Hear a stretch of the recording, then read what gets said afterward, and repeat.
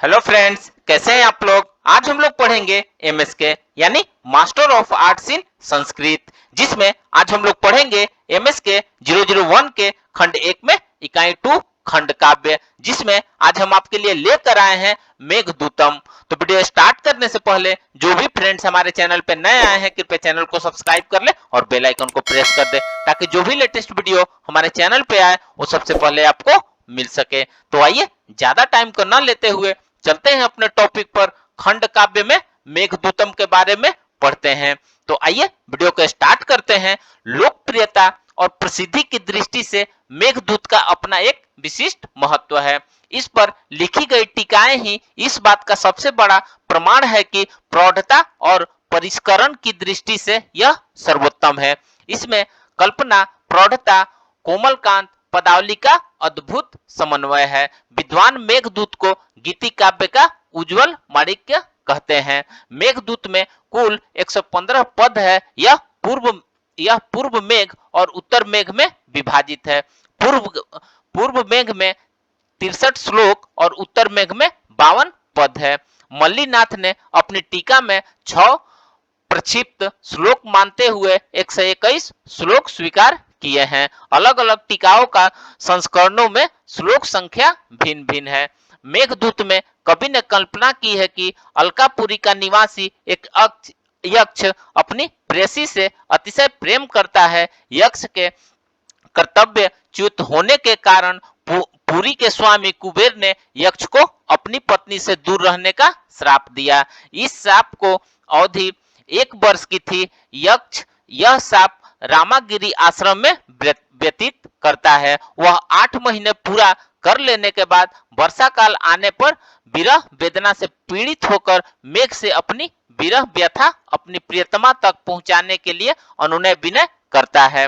काव्य के पूर्व भाग में मेघ का यथोचित स्वागत करके उसने रामगिरी से अलकापुरी तक का मार्ग बतलाया, जिसमें माल प्रदेश यानी मालवा, आम्रकूट यानी अमरकंटक, नर्मदा नदी, विदिशा नगरी, निर्भिद्या नदी, उज्जैनी, महाकाल मंदिर, सिपरा आदि होते हुए कैलाश और मानसरोवर आदि का वर्णन अत्यंत रोचक एवं प्रभावशाली ढंग से किया गया है। उत्तर मेघ में अलकापुरी की भव्यता का वर्णन है, जिसके विषय में बताते हुए यक्ष कहता है कि यहाँ पर सुख, वैभव, आनंद और विलास की प्रचुरता सदैव रहती है। यहीं पर कुबेर का निवास स्थान है। यहीं पर उसकी प्रियतमा विरह व्याकुल दिखाई देगी, जो विरह से खीन, मलिन, उदास, कृषारहत, कमलिनी के तुल्य हो गई होगी। यक्ष मेघ से कहता है कि हे मेघ, तुम प्रियतमा से कहना कि वह उदास न हो।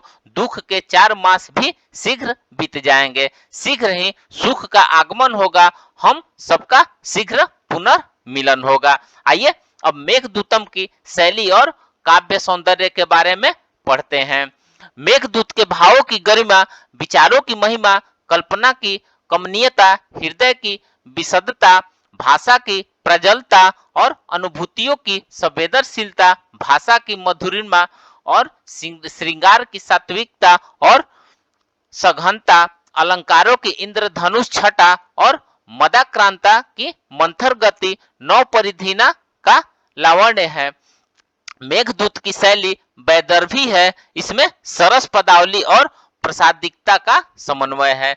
मेघदूत के भाव पक्ष पर ध्यान केंद्रित करने पर यह सिद्ध हो जाता है कि यह रसात्मक काव्य है। इस पद में निर्भिंदन्या नदी को मेघ की प्रेयसी बताया गया है। उसकी मेखला पक्षियों के करवल के रूप में ध्वनित हो रही है। भंवर के रूप में नाभि दिखाई दे रही है। गति धीमी हो रही है। उसके ऊपर उतरकर मेघ रस ले लेगा, क्योंकि स्त्रियों का हाव भाव ही प्रेमा भी व्यक्ति के पूर्व रूप होते हैं। भावों की मार्मिकता की दृष्टि से उत्तर मेघ अत्यंत ही विशिष्ट है। इसमें यक्ष और यक्षिणी दोनों की विरह दशा का चित्रण प्राप्त होता है। यक्ष प्रिया की अवस्था अवश्य ही मेघ को रुदन करने पर विवश कर देने वाली है।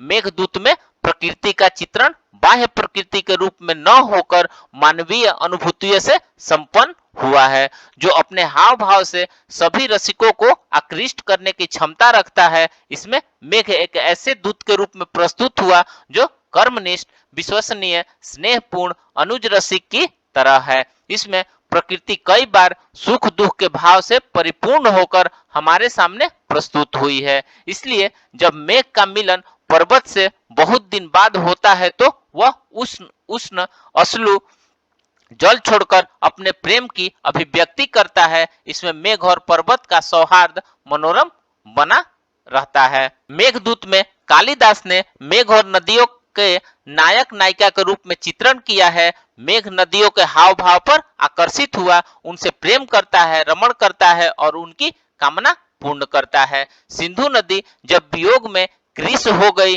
तो उसे प्रेम जल देकर संतुष्ट करता है। उत्तर मेघ में अलका नगरी की प्राकृतिक सुषमा के प्रसंग में सदा सभी ऋतुओं के सुलभ होने की कल्पना कवि ने की है, जिसमें षड ऋतुओं के पदार्थों का उपयोग वहां की सुंदरिया करती है।